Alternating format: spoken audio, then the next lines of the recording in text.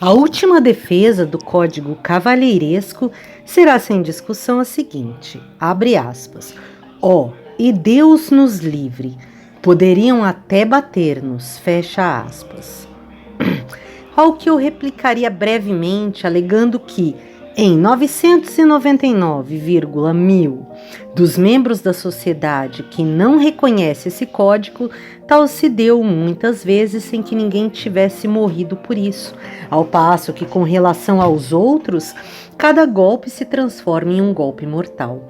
Desçamos a pormenores. Esforcei-me muitas vezes por encontrar na natureza animal ou racional do homem, não em frases vazias, mas em conceitos plausíveis e definidos, qual o motivo da convicção profundamente arraigada em parte da sociedade de que uma pancada é coisa tão horrorosa assim. Uma pancada é e continuará a ser um diminuto gravame físico que qualquer pessoa pode causar, sem provar outra coisa que não seja que é mais forte ou mais ágil ou que o outro estava descuidado. A análise não revela mais nada. Ora, vejo o mesmo cavaleiro para quem uma bofetada é o supremo vitupério, ser escoiciado com violência 10 vezes maior pela alimária e dizer arquejante de dor que, abre aspas, não é nada. Supus então que o grave seria a mão humana. Mas continua a ver o nosso cavaleiro a receber em batalha golpes de sabre e espaldeiradas, significando sempre que são ninharias indignas de atenção. Ouço mais que os golpes à lâmina nem de longe são tão ofensivos como as bastonadas, pelo que os cadetes há não muito tempo estavam sujeitos àqueles e não a estas. Ainda que a pancada com o montante com que se é armado o cavaleiro é a maior honra que há.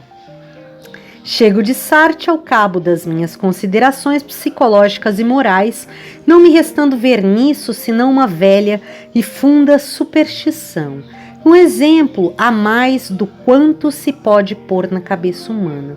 Ilustra também o acerto, o conhecido fato de que na China são as bastonadas um castigo muito comum, mesmo para funcionários. Quer dizer que a natureza humana, mesmo mais a civilizada, pensa diferentemente? E aí aqui tem um asterisco que diz Vingti ou Trente corpus de cane sur le derrière c'est pour ainsi dire le pain quotidien des Chinois. C'est une correction paternelle du mandarin, laquelle n'a rien d'infamant et qu'il resolvem avec action de grâce. Abre parênteses. 20 ou 30 bastonadas nas nádegas são, por assim dizer, o pão de todos os dias dos chineses. É uma correção paternal do mandarim que nada tem de infame e que eles recebem agradecidos. Lettres edificantes e ciruescens, editora de 1819, volume 11, página 454. Fim da nota. Um olhar desprevenido ensina, do mesmo modo, que bater é tão natural ao homem como morder o é para os carnívoros e chifrar para os ornívoros. O homem é um animal batedor. Nós nos indignamos ao saber de algum raro caso em que o homem morde a um outro. Saber, porém, que distribuiu e receber pancadas é coisa tão natural como frequente. Compreende-se que a educação mais apurada fuja delas por via de um mútuo autodomínio. Mas fazer crer a uma nação ou classe que uma pancada é horrível desgraça, que tem de trazer após si um homicídio, é grande crueldade. Há no mundo males reais em demasia, para que fosse lícito aumentá-los de outros imaginários, além dos que aqueles já produzem. No entanto, é o que faz essa estulta e maldosa superstição. Chegou ao ponto de reprovar que governos e corpos legislativos a favoreçam, ao insistir fortemente na abolição das correções físicas entre militares e civis. Vixe. Julgam servir os interesses da humanidade, quando é o inverso que se dá, uma vez que assim trabalham pela consolidação daquele desvario que tantas vítimas já fez. Excluídos os casos mais graves, o que ocorre aos homens quando há uma falta é a punição natural por meio de pancadas. Quem não for sensível às razões, sê-lo-á os castigos corporais. E é muito justo e natural que seja assim punido, sem prejuízo próprio, um malfeitor que não poderá ser com pena patrimonial, por nada ter, ou com a de privação de liberdade, se forem necessários seus serviços. Contra a solução não se apresentam argumentos, mas simples frases feitas sobre a dignidade humana, ele põe entre aspas, as quais, ao invés de se alicerçarem em claros fundamentos, se apoiam naquela funesta crendice. Que isso é assim se confirma, de modo quase risível, pelo fato de, ainda recentemente, em alguns países, terem sido as bastonadas substituídas por pranchadas, que causam mesmo sofrimento físico, com a única diferença de não serem desonrosas e alvitantes. Consolidando a mencionada superstição, mantém-se os princípios da honra cavalheiresca e incrementam-se os duelos que as leis ou impedem ou fingem impedir. Aí aqui tem uma nota nesse aqui, impedem ou fingem impedir. Nota. A verdadeira razão pela qual os governos se esforçam aparentemente por acabar com os duelos, o que seria facílimo, máxime nas universidades, fazendo de conta que não conseguem, é esta, em meu parecer, : coloca Schopenhauer. O Estado não está em condições de pagar em dinheiro, de contato, à altura em que deveras os vencimentos de militares e civis. Assim, faz com que metade desses proventos consista em honras representadas por títulos uniformes e condecorações. Ora, para manter a alta cotação desses valores ideais, deve o sentimento de honra ser alimentado, aguçado, ou seja, um tanto superavivado onde quer que se encontre. E como para tal fim não basta a honra civil, mesmo porque dela participam todos os demais, lança-se mão e cultiva-se a honra cavalheiresca. Na Inglaterra, em que a paga de civis e militares é bem melhor que a do continente, não é necessário o recurso, e é justamente lá que nos últimos 20 anos o duelo quase desapareceu, sendo agora raro e objeto de ridículo. A grande Anti-Dueling Society, a qual pertencem lordes, almirantes e generais, muito contribui para isso, e o Moloch tende-se a ver sem as suas vítimas. Fim da nota. Assim, o último fragmento do direito da força, que os ventos trouxeram da mais rude Idade Média até o século XIX, ainda se apresenta para escândalo público. E parece que é tempo de lançá-lo fora, com a execração que merece. Hoje nem sequer se admite mais que metodicamente se atissem uns contra os outros, galos ou cães, o que é punido pelo menos na Inglaterra. Os homens, porém, se encarniçam em luta mortal graças à louca superstição da tal honra cavalheiresca, cujos ignaros representantes e administradores lhes impõem a obrigação de lutar por qualquer ninharia como se fossem gladiadores. Nessas condições, proponho aos puristas alemães, em lugar da palavra duelo, que provavelmente não vem do latim duellum, mas do espanhol duelo, dor, queixa, agravo, a denominação Ritterhetze, que é briga de cavaleiros, como se diz briga de galos ou de cães.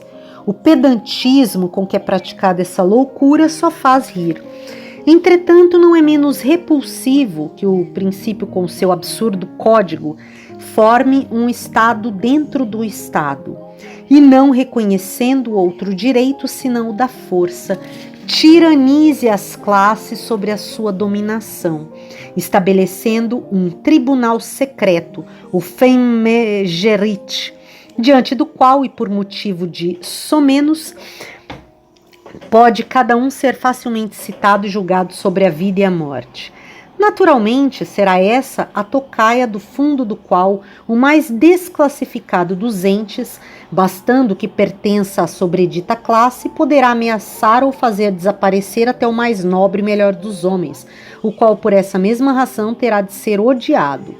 Atualmente, depois que o judiciário e a polícia mais ou menos conseguiram fazer com que na estrada nenhum meliante nos possa bradar, a bolsa ou a vida, fecha aspas.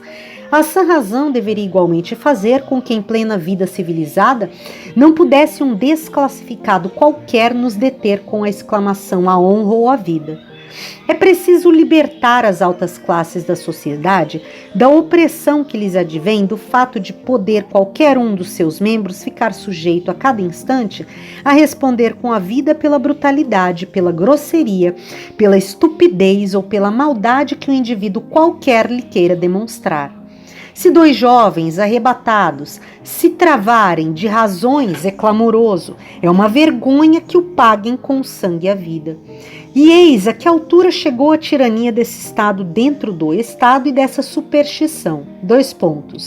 Por pertencer o ofensor à classe mais baixa ou mais alta, ou por outras desproporções que tornaram o duelo impossível, muito indivíduo ferido em sua honra de cavalheiro se suicidou de desespero num fim verdadeiramente tragicômico. Como tudo quanto que é falso e absurdo acaba por florescer em contradição, esta surge também aqui nesta gritante antinomia. Proíbe-se o duelo oficial, no entanto, é ameaçado de exoneração se dado caso, se não bater. Se não bater.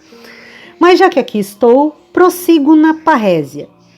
Vista claramente e sem prevenção, a enorme, tão assinalada diferença entre matar o adversário à luz do sol e com armas iguais ao liquidá-lo de emboscada, funda-se, como dizemos, tão só em que este Estado dentro do Estado não reconhece outro direito que não do mais forte, que promoveu a um juízo de Deus, entre aspas, com Deus minúsculo, e pôs como base de mencionado código.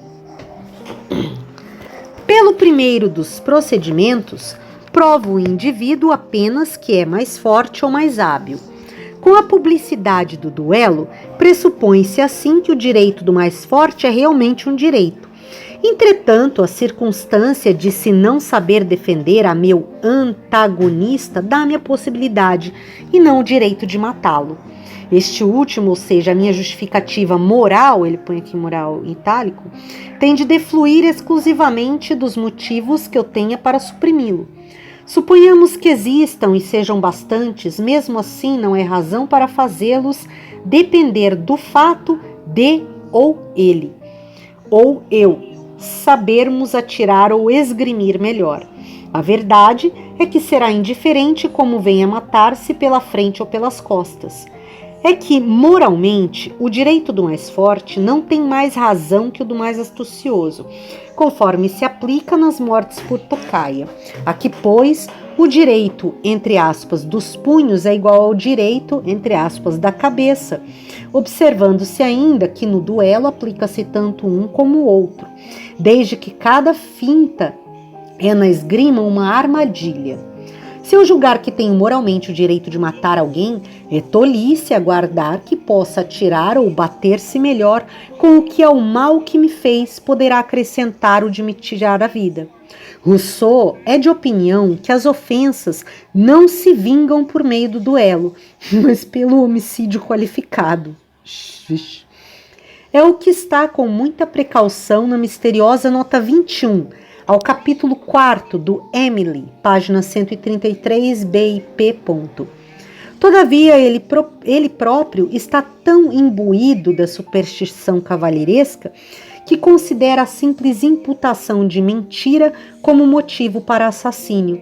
enquanto deveria saber que todo mundo mereceu já inúmeras vezes uma censura dessas, e ele mesmo muito especialmente. É evidente que o preconceito que autoriza a morte do ofensor, com a condição de se fazê-lo em combate aberto e com armas iguais, considera que o direito da força é verdadeiramente um direito, e o duelo um juízo de Deus, entre aspas, juízo de Deus com Deus minúsculo. Contudo, o italiano que, sem mais aquela furibundo, esfaqueia o ofensor onde quer que o encontre, é pelo menos consequente e natural. 2 pontos. É mais inteligente, mas não é pior que o duelista. Se quiser dizer que matando o adversário em duelo estou justificado pelo fato de que ele também porfiou por me matar, opõe o argumento de que desafiando-o eu o pus em estado de legítima defesa.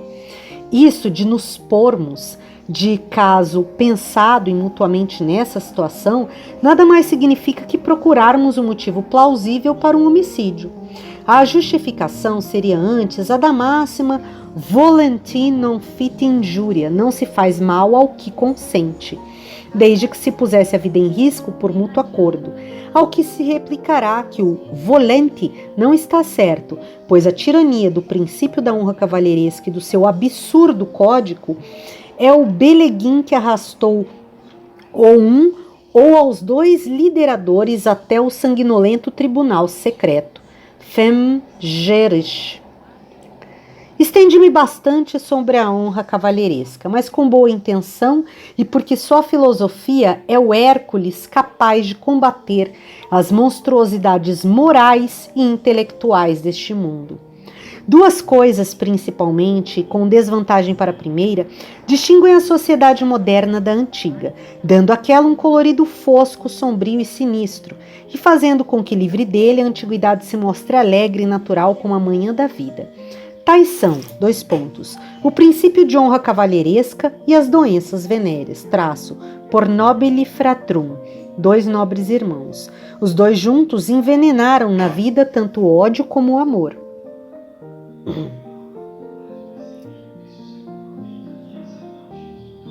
E aqui um escrito em grego. E continua. Os males venéreos têm influência mais longínqua do que parece à primeira vista, sendo a mesma não só física como também moral. Desde que a aljava de Cupido tem também 7 peçonhentas, introduziu-se nas relações entre os 2 sexos um elemento estranho, inamistoso e diabólico, repassando-as de torva e medrosa desconfiança.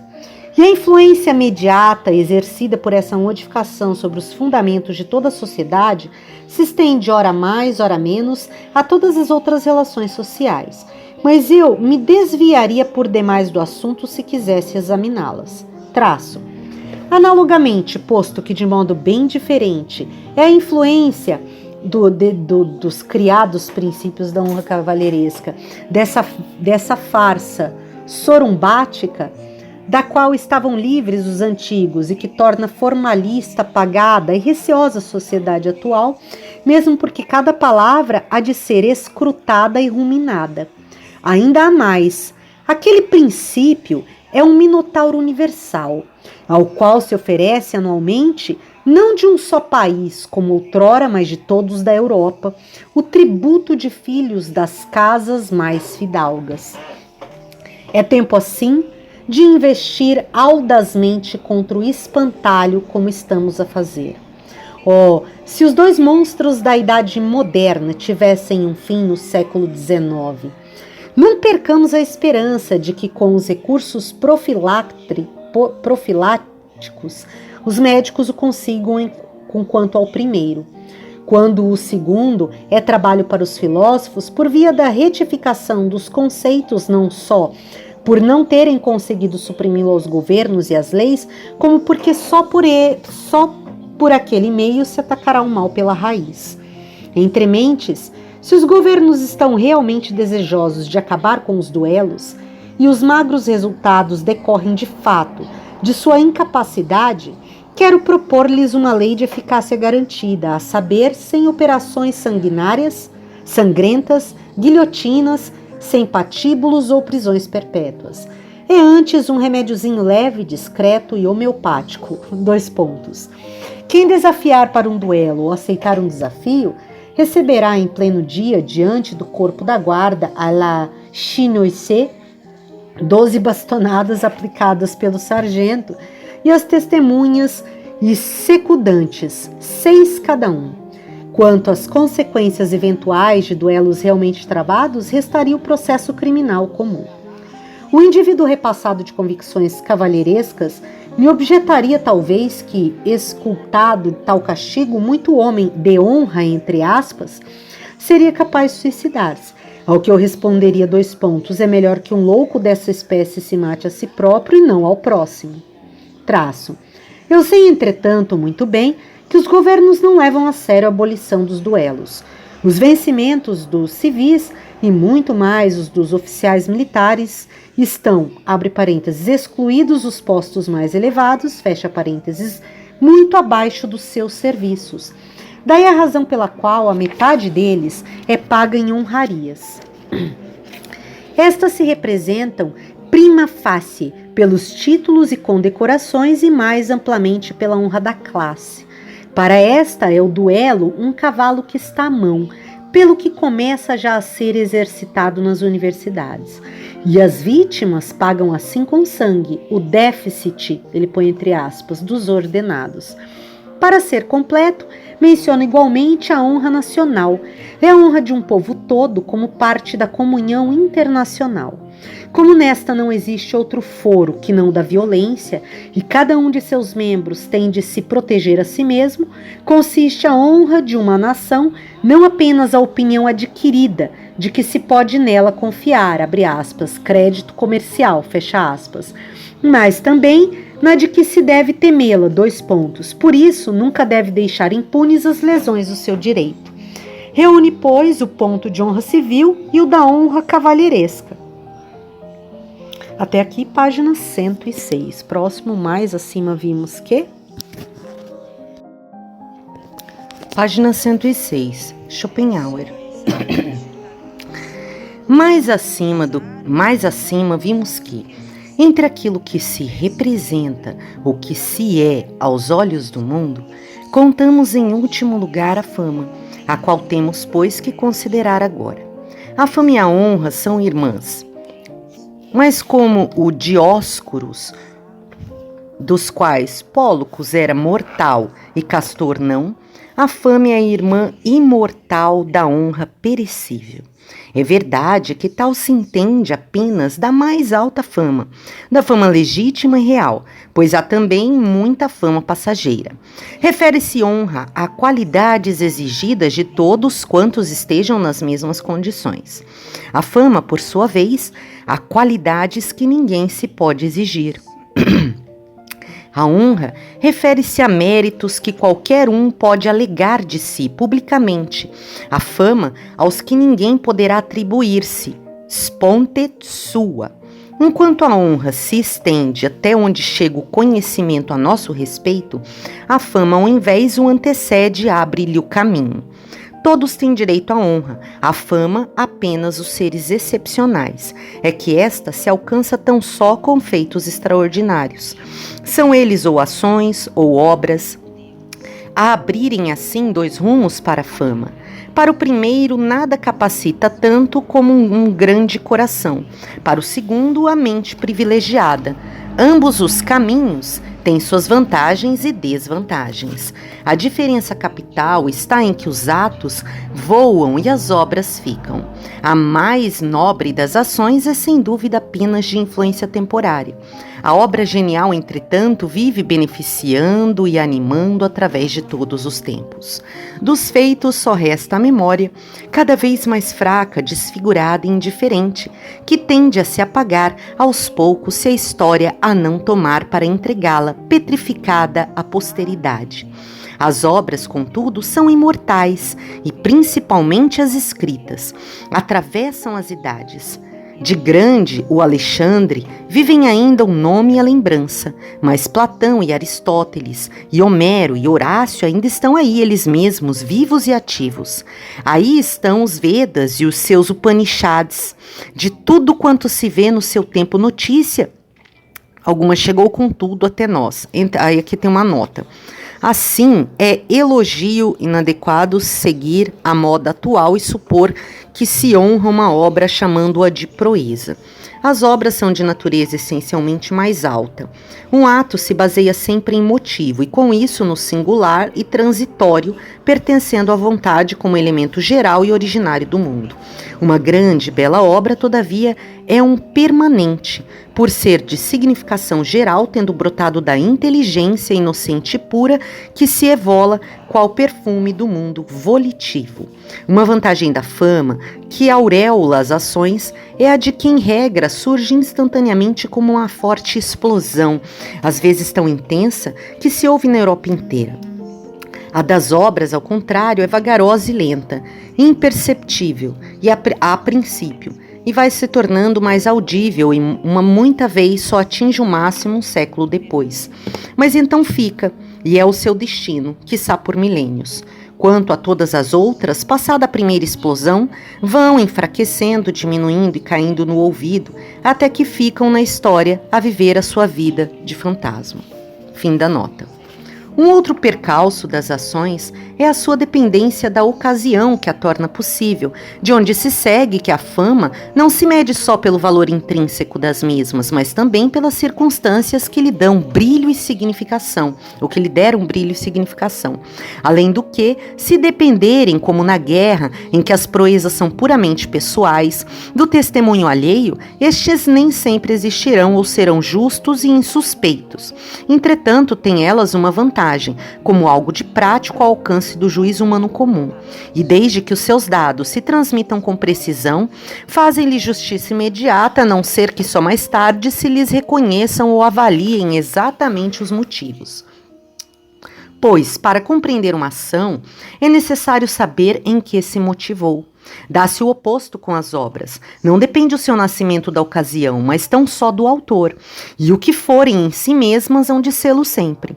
Nelas, o difícil é julgá-las, e tanto mais, quanto mais excelentes forem, faltam às vezes julgadores competentes e às vezes juízes honestos e insuspeitos. Entretanto, a sua fama não se decide em uma única instância, a apelação. Só a memória das ações chega à posteridade, e a saber como os contemporâneos as transmitiram. As obras chegam até lá exatamente como são.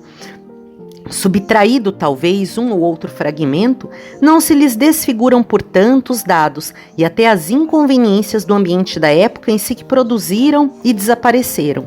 É antes o tempo que vai produzindo aos poucos julgadores competentes, os quais, constituindo eles próprios exceção, terão de julgar exceções ainda maiores, proferindo sucessivamente os seus votos ponderosos. Aí está. É verdade que, por vezes, depois de séculos, um julgamento exato e justo que nenhuma época vindoura anulará. Tão segura, tão fatal é a fama que coroa as obras. Saber se o autor a conhecerá em vida depende do acaso e das circunstâncias. Será tanto mais rara, quanto mais alto e difícil o gênero a que pertencem. Assim, poderá Sêneca, com incomparável beleza, a ele que põe aqui episódio 79, que o mérito é acompanhado pela fama, tão certamente como o corpo o é pela sombra. É verdade que, como neste último caso, indo ora adiante, ora atrás, e depois de explicá-lo acrescenta: etiam si omnibus tecum, viventibus silentium livor indixerit, venienti qui sine offensa, sine gratia judicenti.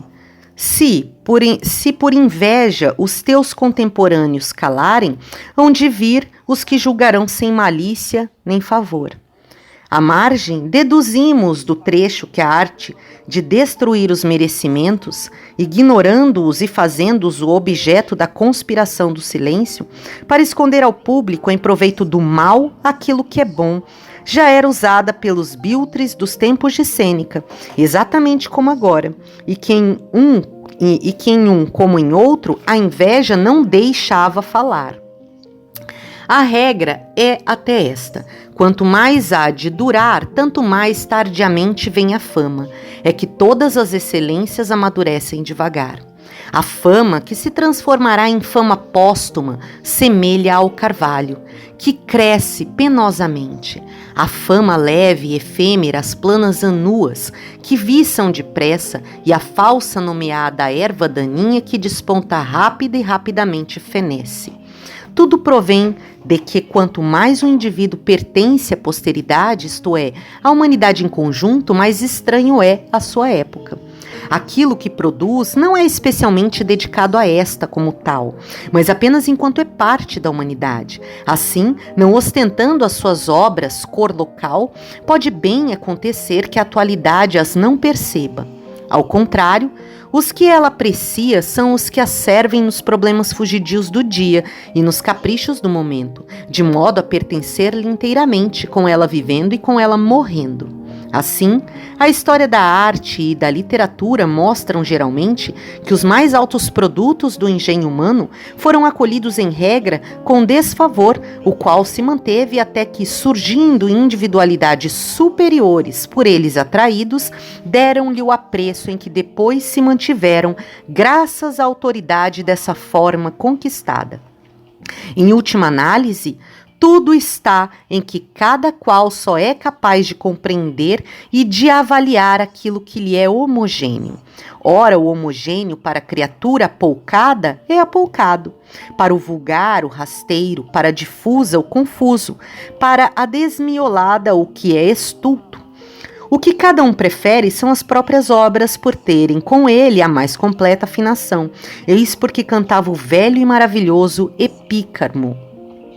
Aí aqui está escrito em grego, então eu não vou ler de novo e aqui de novo. É o que desejo traduzir para que ninguém o perca.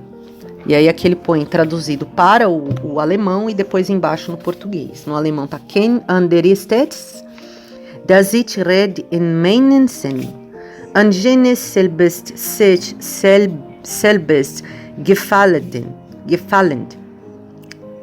Stern one. Sie wurden lobenswert, so scheint dem Hand der Hand.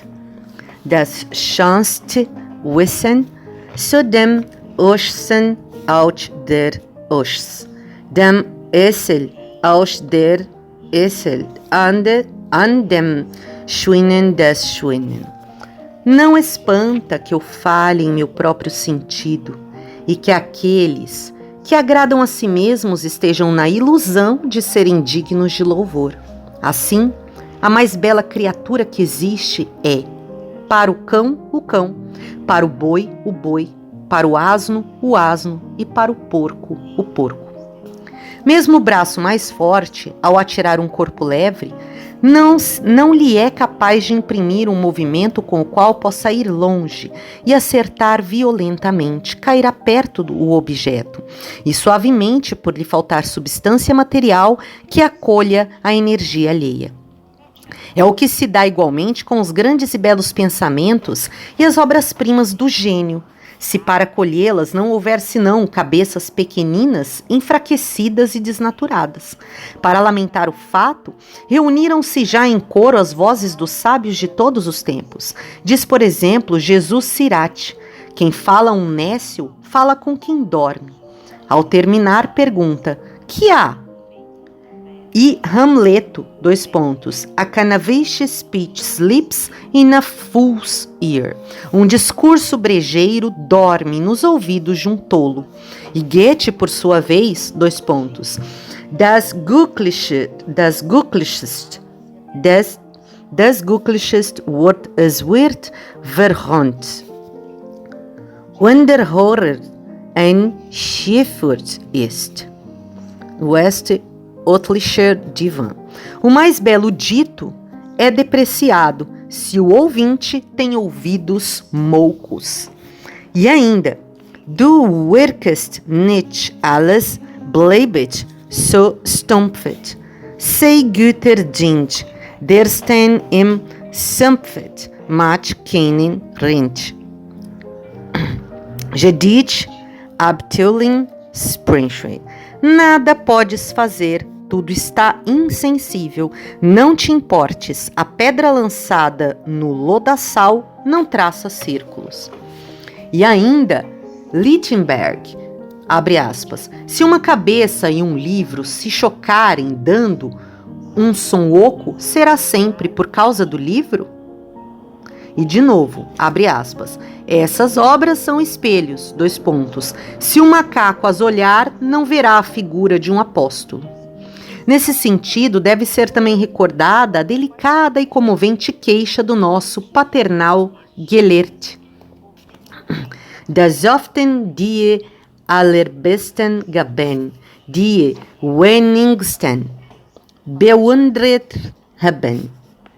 Und dass der größte Teil der Welt das Schlechte für das Gut hält. Dies Übel sieht man alle Tage. Jedoch, wie wird man diese Pest? Ich zweifle, dass sich diese Plage aus unserer Welt verdrängen lässt. Ein einziges Mittel ist auf Erden. Allein es ist unendlich schwer. Die Narren müssen gewiesst werden. Und sie werden's nimmer mehr. Nie können sie den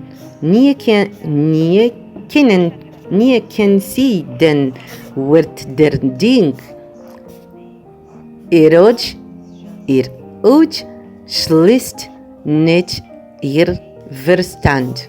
Sie loben ewig das Gerende, weil sie das Gut nie gekannt.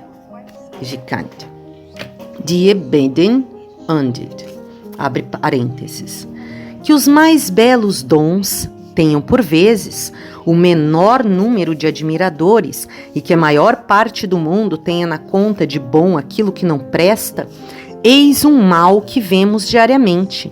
E como enfrentar um tal flagelo? Duvido que se possa banir do mundo essa praga daninha. Há contra ela na terra um meio mais infinitamente difícil. Os nécios devem tornar-se prudentes.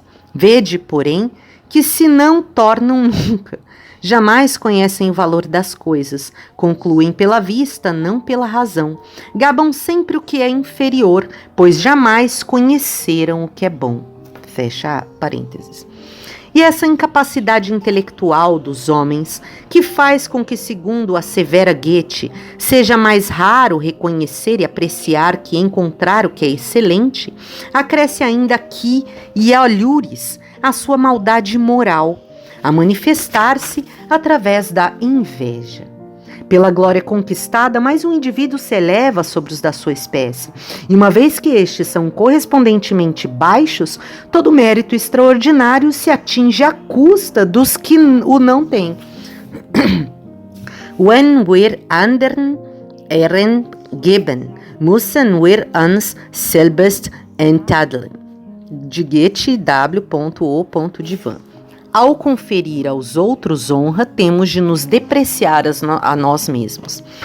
Eis o que explica a razão, porque seja qual for o gênero da obra superior, toda numerosa mediocridade se conjura, unida no sentido de não fazê-la valer, ou, se possível, tentando sufocá-la.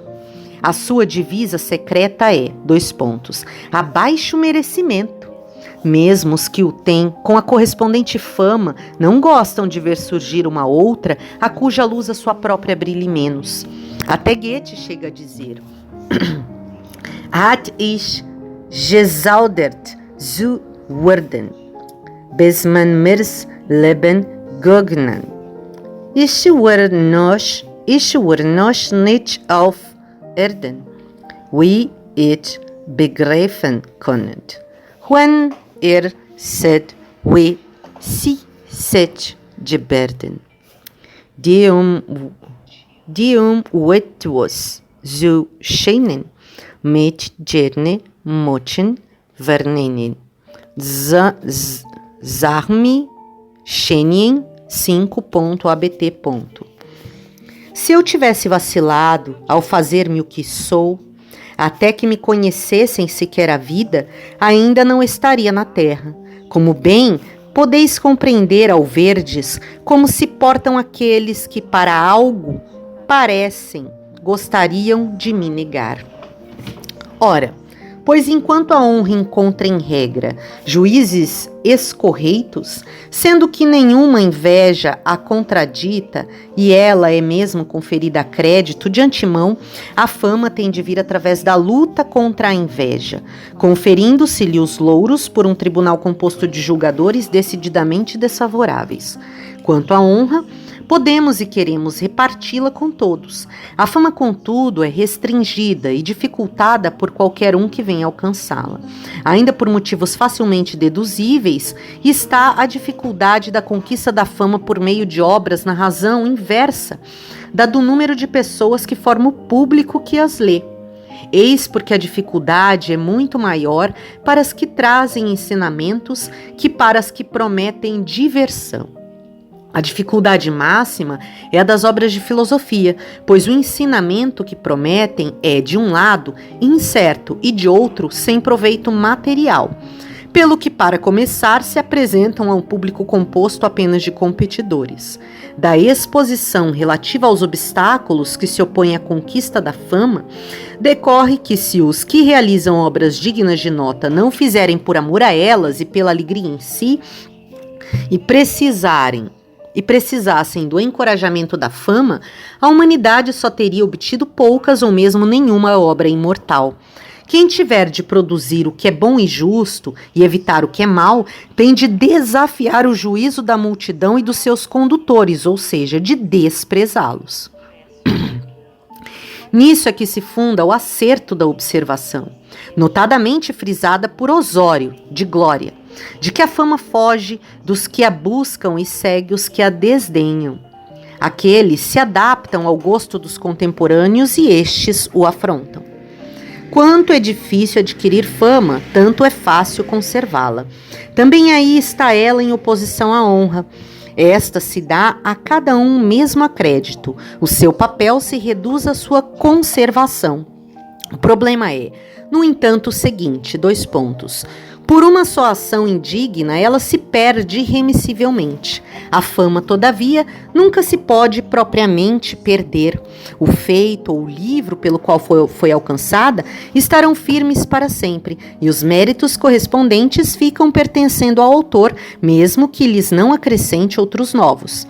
Contudo, se a fama desaparece realmente e é superada, é porque era ilegítima, isto é, imerecida, nascera de supervaloração momentânea, se é que não era mesmo como a que tinha Hegel, a qual, descrita por Lichtenberg, é uma fama, abre aspas, trombeteada por amigável junta de candidatos e repetida pelo eco de cabeças vazias, : mas como há de rir a posteridade quando um dia, batendo a porta desse palavrório colorido e sem conteúdo, nos belos ninhos de uma moda que se evolou e nas moradas de mortas convenções, encontrar tudo e tudo desabitado, sem nem sequer a mínima ideia que lhe possa dizer confiantemente queira entrar, fecha aspas.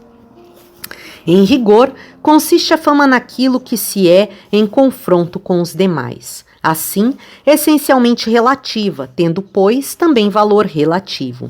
Desapareceria de todos se os demais viessem a ser o que somos. Só pode ter valor absoluto aquilo que conservamos em quaisquer circunstâncias. No caso, pois, o que cada qual é imediatamente em si mesmo, seguindo-se que nisso está o valor e a ventura de um coração magnânimo e de um cérebro de escólogo. O que vale não é a fama, mas aquilo com que é adquirida. Essa é que é a substância, e a fama tão só o acidente da coisa. A fama atua sobre a pessoa principalmente como sintoma externo, através do qual vê confirmada a própria elevada opinião que tem de si. Pelo que se poderia dizer que, assim como a luz nem sequer é visível, se não vier a ser refletida por um corpo, assim também uma notoriedade só se torna bem consciente de si própria por intermédio da fama. Não é, entretanto, um sintoma infalível, pois há também fama sem merecimento e merecimento sem fama, razão pela qual um dito de Lessing se ajusta bem à hipótese, abre aspas. Algumas pessoas são famosas e outras merecem sê-lo. Fecha aspas. Seria com efeito uma existência miseranda se o valor ou desvalor dependesse daquilo que parece aos olhos alheios. Ora, tal seria a vida do herói e do gênio, se o seu valor consistisse na fama, isto é, nos aplausos de terceiros. Não. Cada ser vive e existe por sua própria causa. Assim, pois, em primeiro lugar, em si e para si.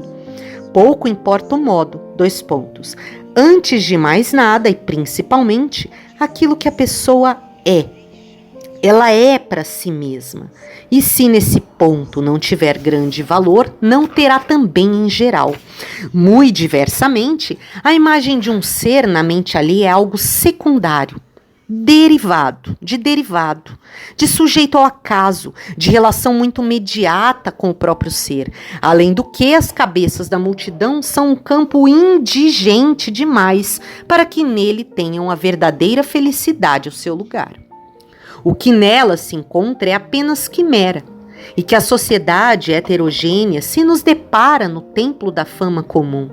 Generais, ministros, charlatães, escamoteadores, dançarinos, cantores milionários e judeus, Nele, as excelências de toda essa gente são mais sinceramente avaliadas e encontram bem mais uma estime senti, uma consideração real, que as excelências espirituais, notadamente as mais eminentes, que gozam junto ao grosso do público somente de uma estime sur parole, de uma estima por ouvir dizer. Na acepção edemonológica, a fama não é dessarte, nada mais que um raríssimo e preciosíssimo bocado para o nosso orgulho e a nossa vaidade. Embora o escondam, eis aí qualidades que existem em demasia em quase todas as criaturas, talvez mais fortemente nas que de qualquer modo são apropriadas a conquistar fama e tende por isso carregar consigo longamente a incerta consciência do seu grande valor até chegar à ocasião de comprová-lo e de vê-lo reconhecido. Até então tinham a impressão de estarem sofrendo secreta injustiça. Aí aqui uma nota. Como nosso maior prazer consiste em sermos admirados, mas os admiradores não gostam de fazê-lo, mesmo que haja motivo, mais feliz é aquele que, por esta ou aquela arte, consegue ser um sincero admirador de si mesmo, de si mesma. A única coisa necessária é que, em sua convicção, não se deixe demover pelos demais. Fim da nota. Como se expôs no início deste capítulo, é totalmente desproporcionado e irracional o valor que o homem dá à opinião alheia e seu respeito, posto que com ênfase um tanto forte, mas sem dúvida com precisão, expressou o Hobbes nestes termos, Omnis animi voluptas, omnisque alacritas in eo cita est, quod qui sabet, que buscum conference, possuit magnifice sentire de se ipso. Abre aspas. Todo prazer espiritual e todo sentimento de alegria consiste em termos alguém com o qual nos comparemos e, em consequência, possamos fazer um alto juízo a nosso respeito. Decive 1,5. Fecha parênteses. De onde se explica o elevado valor que geralmente se dá à fama, bem como os sacrifícios que fazem com a simples esperança de alcançá-lo um dia. Fame is the spur that Fame is the spur that the clear spirit doth rise, that last infirmity of noble minds, to scorn the lights and live laborious days. A fama é o aguilhão que impele o claro espírito e a última fraqueza das almas nobres, o desprezar o prazer e passar penosos dias. E também, 2 pontos. How hard it is to climb the nights where fame's pure temple shines fair. Como é duro galgar os cimos em que resplandece, dominador, o templo da fama. Por aí se esclarece igualmente porque é que a mais valiosa de todas as nações traz sempre nos lábios a expressão la gloire, vendo nela, inconscientemente, o móvel principal de grandes cometimentos e de obras magníficas. Entretanto, como a fama é indubitavelmente coisa secundária, o simples eco, a imagem, a sombra, o sintoma do merecimento. E como, de qualquer modo, aquilo que se admira deve ter mais valor que a admiração. Não pode o elemento propriamente felicitante estar no renome, mas naquilo através do qual é conquistado, isto é, no próprio mérito. Ou, para falar de modo mais preciso, no ânimo e nas faculdades de que proveio, quer sejam morais ou intelectuais. O que o indivíduo é, quanto às suas melhores qualidades, é-o, em rigor, para si apenas. O que dele se reflete na mente de terceiros e o que vale em sua opinião é secundário e só lhe será de interesse subordinado.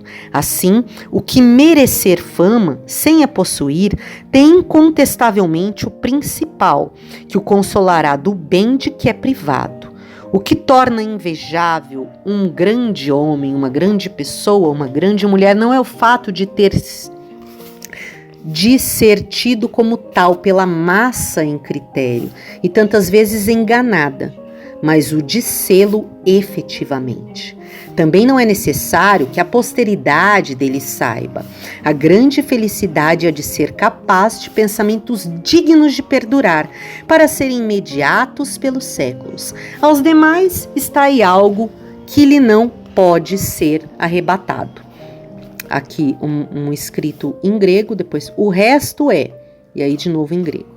Ora, se a admiração fosse o elemento principal, não seria digna dele a coisa admirada.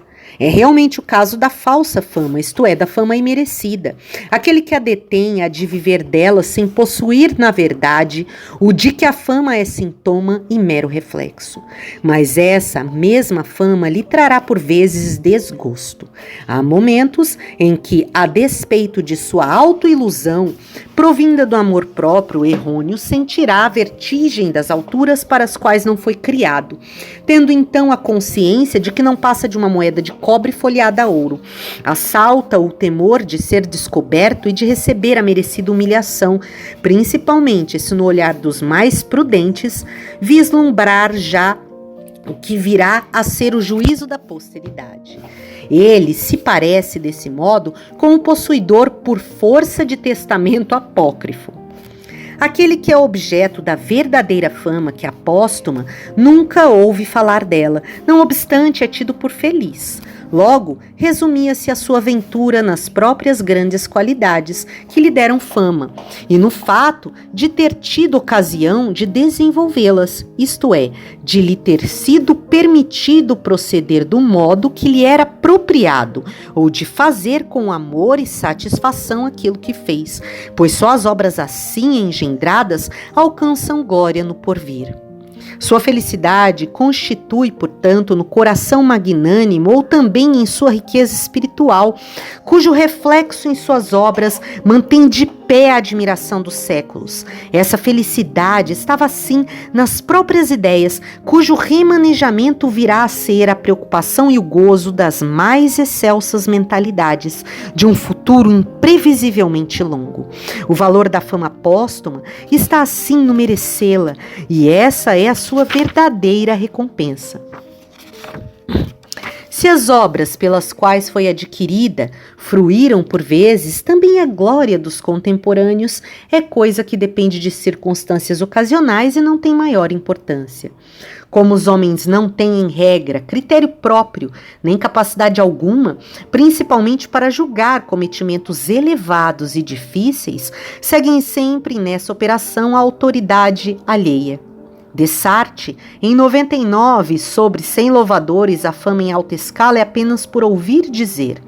Eis porque mesmo o aplauso da maioria dos contemporâneos tem pouco valor para as cabeças pensantes, ao verem nele sempre apenas o eco de poucas vozes que aos demais não passam do efeito de um momento.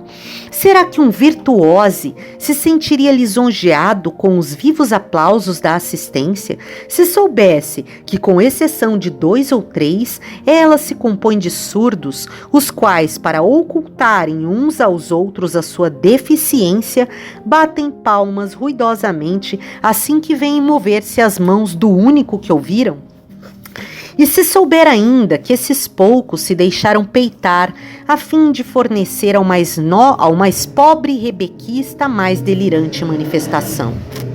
Explicado está nessas condições por que é que a fama contemporânea tão raramente se metamorfoseia em fama póstuma, pelo que em sua primorosa descrição do Templo da Fama escreve D'Alembert, abre aspas, o interior do templo não é habitado senão por mortos que aí não se achavam em vida e por alguns vivos que as mais das vezes se põem porta fora logo que falecem. Fecha aspas. De passagem se diga que erguer um monumento a um vivo é declarar que com relação a ele não se pode confiar na posteridade. E se apesar de tudo alguém atingir uma fama que lhe há de perdurar após a morte, raramente isso se dará antes da velhice. Na verdade, há entre artistas e poetas exceções à regra. Mas as mais raras de todas são quando se trata de filósofos. Uma bela confirmação dessa regra temos nos retratos de homens célebres, feitos quase todos depois que se tornaram famosos. Comumente se mostram aí já velhos e encanecidos, principalmente os filósofos. Entretanto, sob o ponto de vista eudemonológico, está tudo certo. Fama e mocidade de uma só vez é demais para um mortal.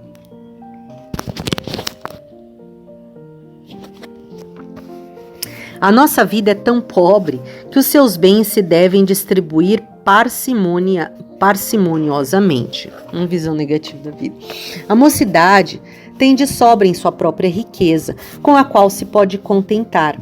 Mas na velhice, quando adormecem todos os prazeres e alegrias, quais árvores no inverno? A árvore da fama está no melhor tempo de florir, como legítima vegetação hibernal. Pode-se compará-la às peras de dezembro, que crescem no verão e se comem no tempo do frio. Não há na velhice consolo maior que o de ter infundido às obras da mocidade toda a energia a qual com ela não envelhece. Considerando agora mais de perto os caminhos que levam à fama através das ciências, caminhos esses que estão mais perto de nós, poderemos estabelecer a seguinte regra, : A superioridade intelectual indicada por essa fama sempre se manifesta pela combinação de certos e determinados dados. Estes, de seu lado, podem ser da mais variada espécie. Todavia, a fama assim granjeada será tanto maior e extensa quanto mais os próprios dados forem conhecidos e acessíveis. Se constituírem, por exemplo, de números, de curvas ou de um fenômeno especial qualquer, físico, zoológico, botânico ou anatômico, de alguns trechos adulterados de velhos autores, de inscrições semidelidas ou de outras cujas anotações não são desconhecidas, ainda de pontos obscuros da história. A fama provinda da exata combinação de tais fatores não irá muito além do próprio conhecimento deles, não ultrapassando assim o círculo de um diminuto número de pessoas, quase sempre retraídas e invejosas do renome a ser conquistado por sua especialidade.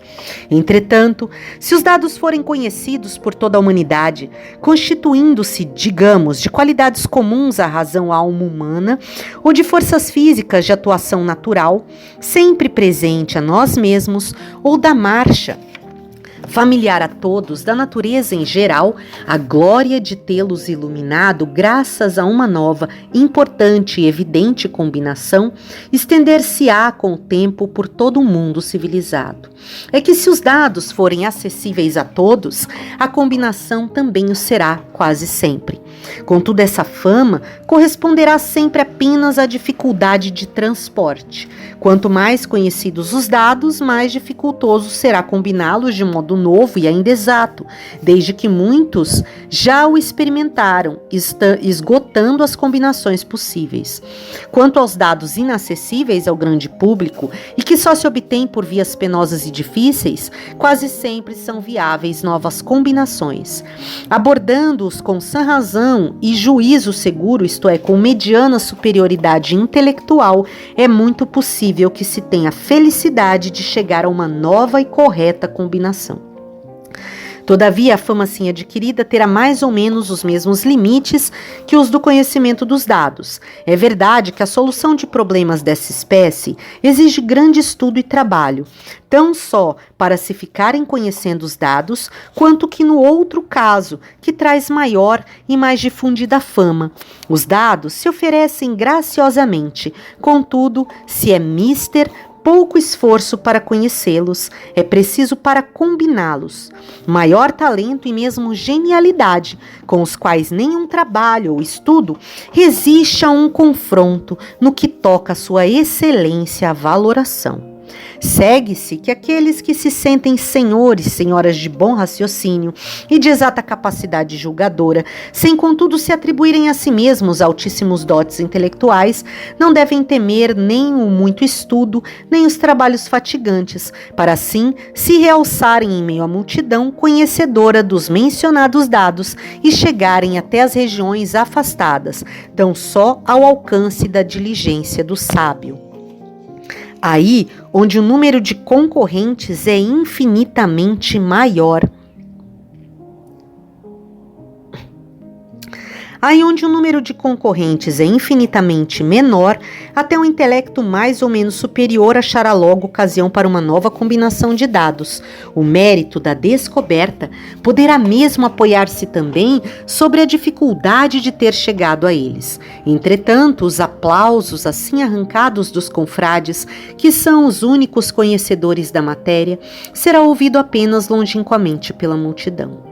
Agora, se quisermos ir ao extremo do caminho, poderemos até determinar o ponto em que, pela grande dificuldade de sua obtenção, bastam os dados por si sós e sem necessidade de combinação para cimentar uma nomeada. É o que se consegue com viagens a terras muito distantes e pouco procuradas. Essas viagens nos tornam famosos pelo que vimos e não pelo que pensamos. Tem esse caminho uma outra grande vantagem. É mais fácil comunicar aquilo que se viu do que aquilo que se meditou, dando-se o mesmo com a dificuldade apreensora. Razão pela qual, no primeiro caso, haverá muito mais leitores que no segundo, porque, como disse Asmo, Wenn jemand eine Reise tut, so kann was erzählen. Quando alguém faz uma viagem, tem o que contar. Infere-se também que, ao conhecer celebridades desse jaez, lembramos-nos frequentemente da observação de Horácio. Coelum non animum mutanti, qui trans mare curunt. Mudam de clima e não de alma os que vão além dos mares. Episte.1, em números romanos, 11, em número cardinal, v.27. Por outro lado, no que concerne ao homem dotado de altas faculdades, e que como tal é o único que pode ousar chegar-se à solução dos problemas máximos, que tratam das coisas gerais e universais, fará ele bem em alargar o quanto possível os seus horizontes, contanto que o faça igualmente para todos os lados, sem se perder por demais em alguma região particular ou só de poucos conhecida. Isto é, sem mergulhar excessivamente em particularidades de uma ciência especial, já para não afirmar que se deve abster da preocupação com micrologias. é que para fugir à sanha dos concorrentes, não tem necessidade de se ater a objetos de difícil abordagem. Os que têm à mão lhe darão assunto para novas e verdadeiras combinações. Em compensação, o seu mérito poderá ser avaliado por todos os que conhecem os respectivos dados, quer dizer, por grande parte do gênero humano. Está aí a enorme diferença entre a fama alcançada por poetas e filósofos e a que pode ser partilhada de físicos, químicos, de anatomistas, de mineralogistas, de zoólogos, de filólogos, de historiadores e outros mais. Interessante a observação, né? E tudo isso, resumindo, que tem a ver dele falar por que é tão difícil de alcançar nesse ponto, porque você precisa que, para que se tenha reconhecimento da grandiosidade em alguma coisa, que aquele que está reconhecendo, ele também tenha competência para reconhecer a grandiosidade daquela coisa. Seja na arte, seja na ciência, seja em qualquer coisa. E ainda ele pontua que ainda tem os enfrentamentos que lida com relação às questões que ele pontuou ali muito sobre a inveja, sobre aquilo que vem do campo da comparação, né, que ainda é uma outra questão que por vezes nubla o reconhecimento correto da coisa, porque aquele que inveja se coloca em comparação sem se colocar num movimento adequado com relação àquilo, ou se coloca numa comparação onde ele não cabe ali se comparar, porque não tem nada a ver aquela comparação, né? E aí é só um julgamento vazio, não é um julgamento para autoaprimoramento, para tipo, como que eu posso aprender mais com aquele ali, o que que eu posso aprender mais e crescer com aquela, com o exercício daquela pessoa que eu tô olhando. É só uma questão mesmo invejosa de malfalácia.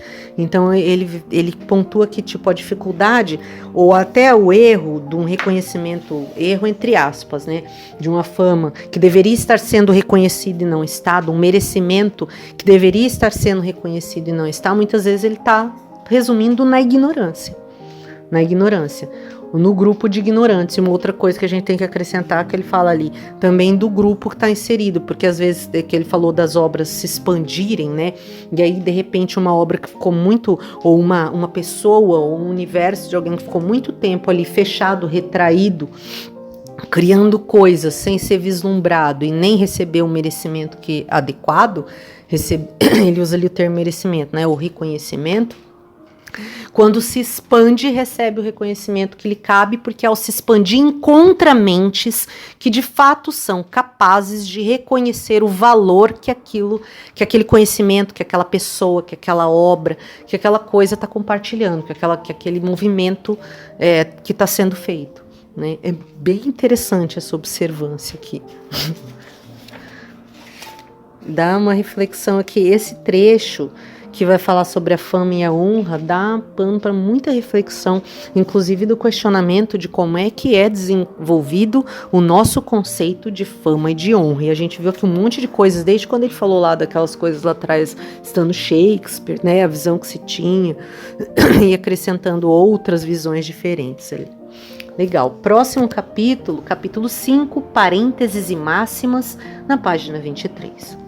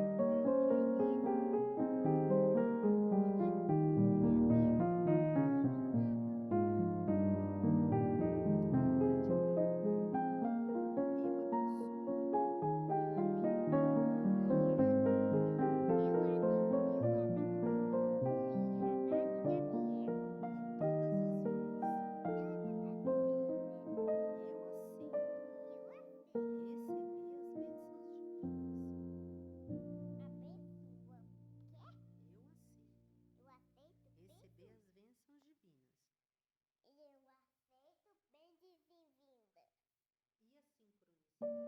aceito bem-vinda.